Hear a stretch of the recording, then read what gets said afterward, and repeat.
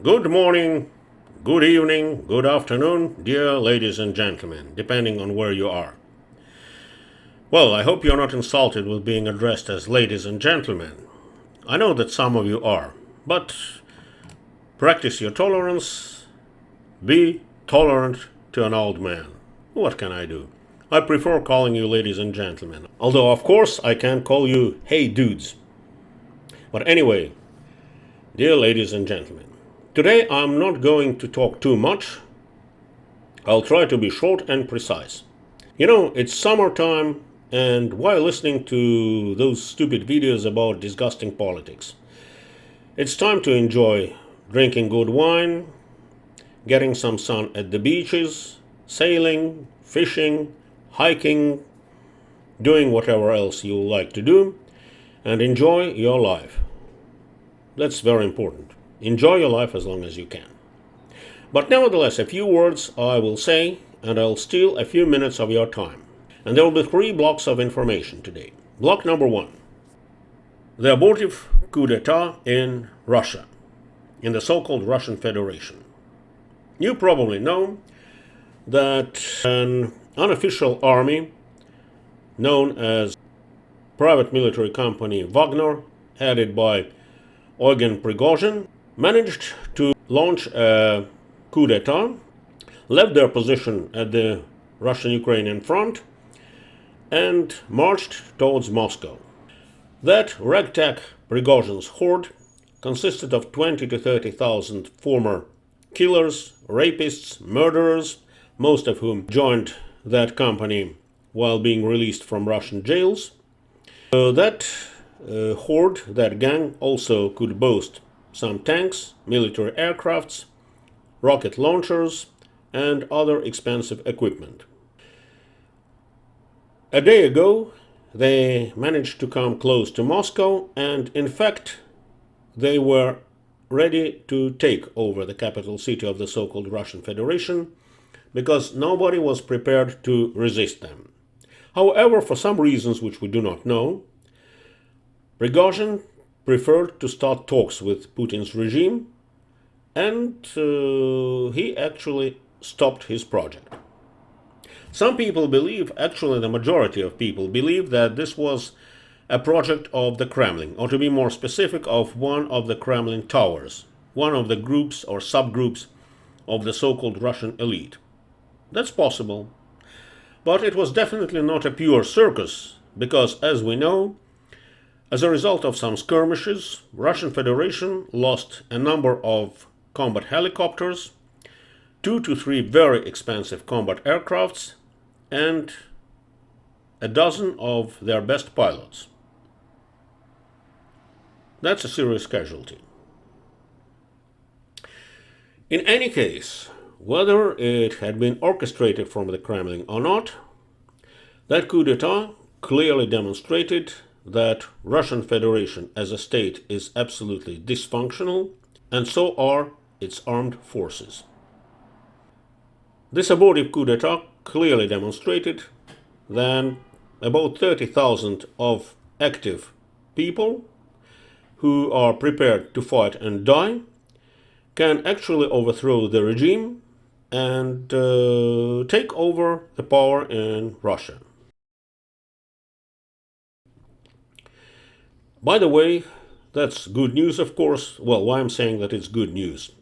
Those who know me, you know that I'm associated not with the Russian people, but with Russia's neighbors, who are cursed, well, of course I shouldn't use that derogatory term, but who have a challenge of living next to that aggressive, hostile neighbor.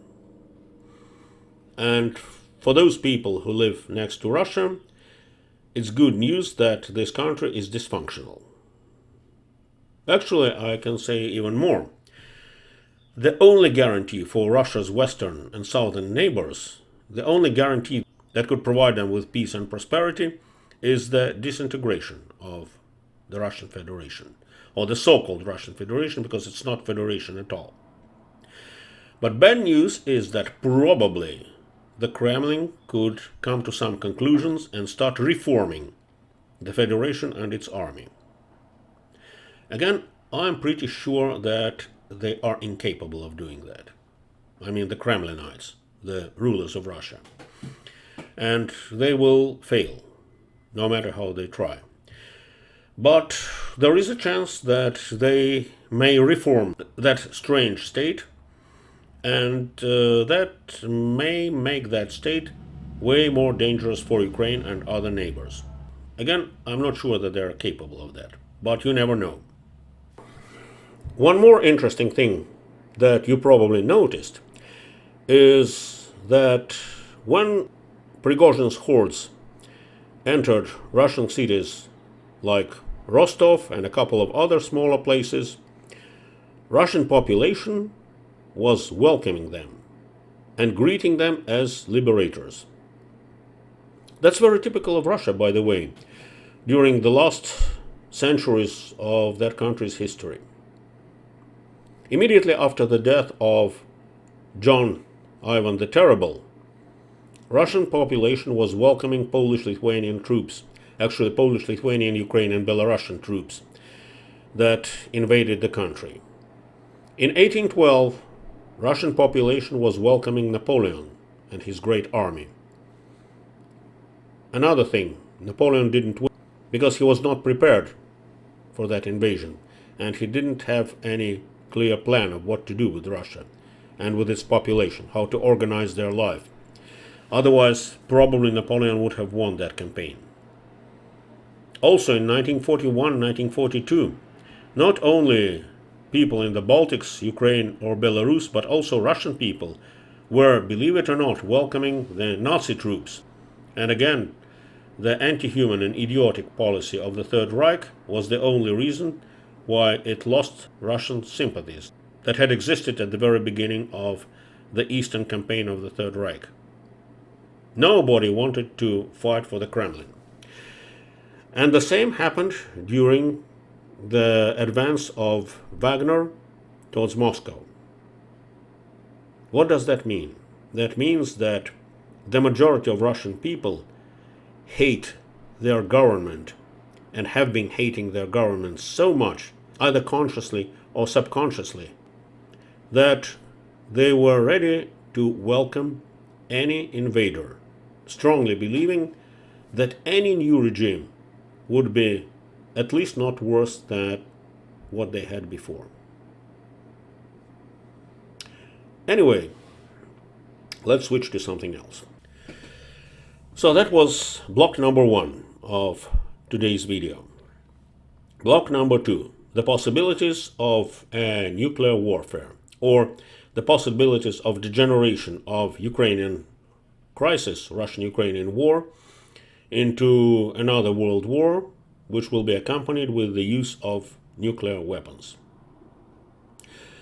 Hate saying that, but that's quite possible.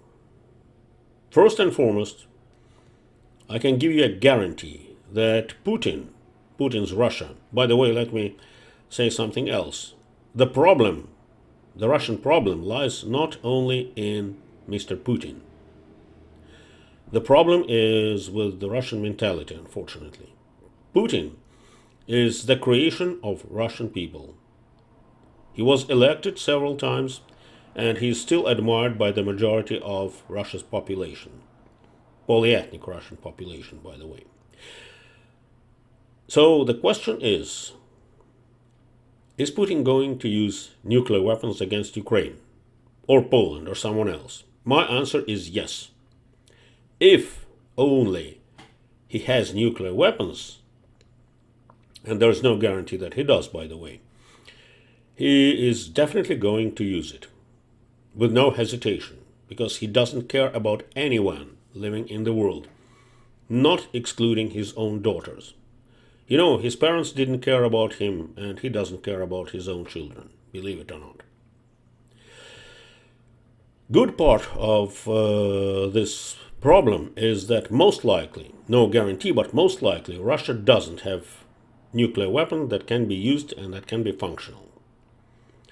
Of course, nobody knows for sure.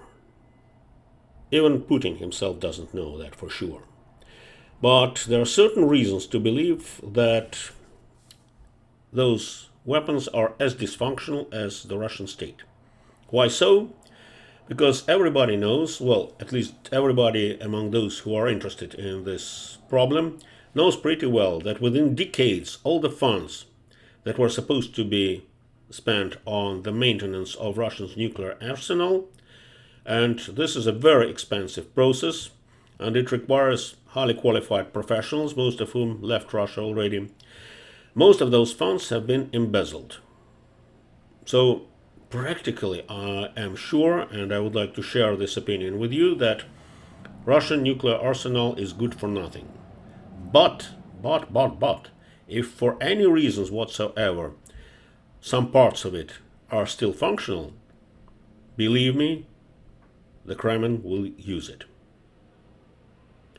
I'm not the only one who understands that, and there are certain signs that some Western governments are getting prepared, especially NATO governments, are getting prepared for the use of nuclear weapons. One of the signs is that within the last months, all of a sudden, the rhetoric of Western governments that was marked by a fear of Russian nuclear arsenal has changed. Right now, if you read or listen to the mainstream media, you will see that nobody is afraid or seems to be afraid of Russia as a nuclear power. What does that mean? It means that nobody is afraid of another war against Russia.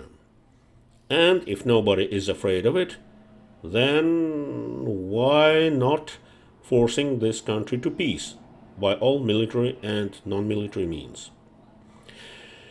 There are also some other signs of the preparation for the nuclear war, but again, I cannot say for sure. I have no access to the classified materials at the moment, and those who have access to those materials will never say a word. But if you can put two and two together, you can see some other signs of the military preparations.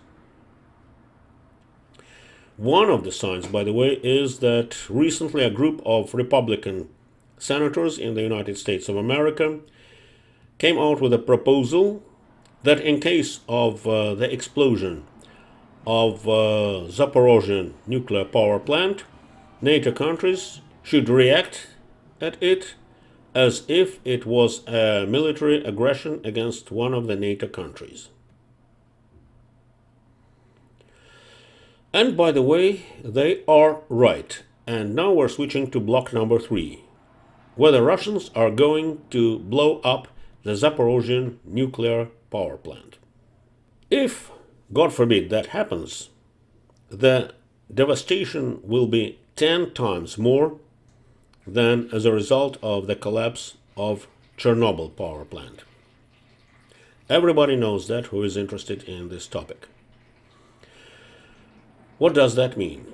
It means total destruction of Ukraine, total destruction of most of European Russia, and total destruction of most of Eastern, Central, and partially Western and Northern Europe, with millions and millions of victims, with massive loss of human life. And generally speaking, Europe will be finished if that happens. So in fact, if Russia dares to blow up the Zaporozhye power plant, this will be, in fact, de facto an aggression against Western Central Europe. If that happens, again, I hope that will not happen, but alas, alas, alas, it looks like it may happen, because there is reliable information that mines at the Zaporozhye power plant has been planted already, and that there is an order signed by Putin to explode those mines, but we don't know exactly when. The problem is that when that happens, attacking Russia with nuclear weapons would be a little bit too late. As I already mentioned, Europe will be gone. Those of you who could argue, well, but if Russia will suffer as a result of that act of massive terror, maybe Putin's generals will not go for that. They will. They have different mentality. Their mentality is actually not human. they hate their own people, they hate their neighbors, they hate the whole of mankind. So believe me, they will do that if they can. Well, the only way to survive for Western Europe and Central Europe is to prevent that action, is to take some preventive measures. And let me tell you, if the West was the West as it was, let's say, 150, even 100 years ago, those measures would be taken. Nowadays, unfortunately, most of our Western countries are ruled by very weak leaders. We recently had some strong leaders, and I'm not going to mention the names today. Nomina sunt adiosa, but you can probably guess whom I mean. All those leaders were recently removed from power. Those who are ruling NATO countries nowadays, they don't seem to be ready to take such decisive actions. By the way, what kind of a decisive action I mean? Attacking Russia with nuclear missiles? No. The best variant would be to send special troops to the Zaporozhian atomic plant station and around it, and to put it under the control of those Western special forces. All NATO members, with the exception probably of Luxembourg or Malta, have such special forces that are absolutely capable of taking over that power plant, that nuclear power plant, and secure control over it. They can be even called peacekeepers or life preservers. Just to take over that power plant and the area around it and make sure that Russia doesn't dare shelling it, promising that in case of an attempt to shelling, Russia will be attacked by NATO powers. That would be a solution, but again, as I said, I don't believe that any of the West European governments are ready to do so. The only hope is that Ukraine can try and do that. Ukraine has special forces. Ukraine seems to have very good intelligence service, and they may take over that power plant. Who else can help Ukraine? Definitely Poland, because if the Russians blow up that nuclear plant, Poland will be gone. And also Turkey. Believe it or not, Turkey is also going to be the country that will be lost, completely lost, as a result of that possible act of terror. And Turkey also has special forces that are capable of taking over the Zaporozhian power plant. Maybe a joint operation of Ukraine, Turkey and Poland could save the lives of millions and millions of Europeans and millions of Russians. That's all I wanted to say today. My apology for being so negative. No, I'm not negative. I'm generally speaking a very positive person, but I'm trying to be objective. And it's important to know the challenges that are awaiting us. I can add to the above that most likely, we're entering a very dark period of human history. Probably the darkest era in the history of mankind. But we'll see what happens. And so far, I sincerely hope that you will enjoy your life as long as you can enjoy it. Have fun, relax, but be prepared. There are always chances to survive and overcome all the challenges. Have a nice day, have a nice evening, and you'll see me soon, probably in a couple of weeks. Bye-bye.